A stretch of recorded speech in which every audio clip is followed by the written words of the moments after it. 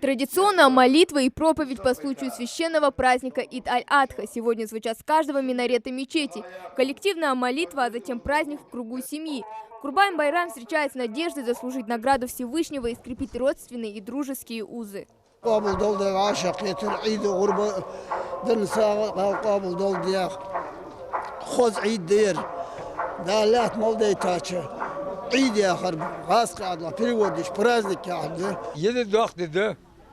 Дальше Мухаммад да бусулнаха, юхтада иш мудолдир, беркати дедир. Провести обряд жертвоприношения сунна пророка Мухаммеда, мир ему и благословение Аллаха, которые должны придерживаться все, кто имеет возможность. Однако немало и тех, для кого это недоступно из-за финансового положения. В помощь для них по поручению главы Ингушетии Махмуда Али Калиматова была организована поддержка в виде раздачи мелкого рогатого скота. К слову, в Карабулаке ее получили порядка 80 семей.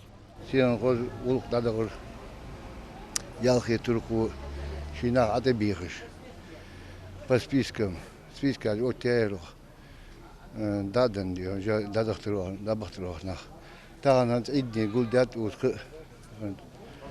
урбан идни, гулдят ахчудан дахландали, тадик дуах дардия туркш.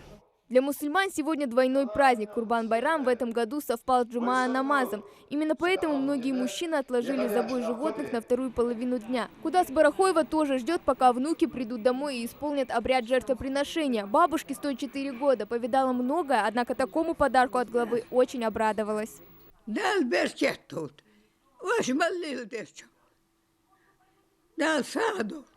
Ну а кто-то решил не откладывать дела в долгий ящик и уже совершил обряд. У семьи Карахоевых сегодня настоящий праздник. Дедушка Курейш собрал всех своих детей и внуков. Зарезал барана, но и не забыл про самых маленьких. Подготовил для них сладости.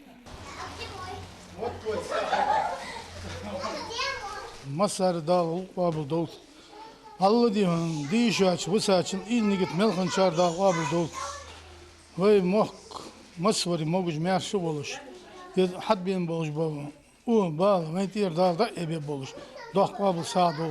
то время как главный долг мужчин в эти дни посещения мечети и заклания животного, обязанность женщины – забота о хозяйстве и приготовление праздничного обеда. К слову, здесь накрыли сразу два стола – мясной и, как отшучиваются хозяюшки, детский для любителей сладкого. Мы каждый год планируем этот праздник, ждем его. Дети любят сладости, поэтому начинаем со сладостей. Как видите, они сразу налетают на сладости. Вечером будут шашлыки, уже успели пожарить печень, мясо сварим. Будет праздничный ужин. С самого раннего возраста дети должны понимать, что Ид-аль-Адха – особый и трепетный праздник, а история его возникновения – пример величайшей любви, смирения и упования на Аллаха. Ну а для детей семьи Карахоевых это повод весело и с пользой провести время.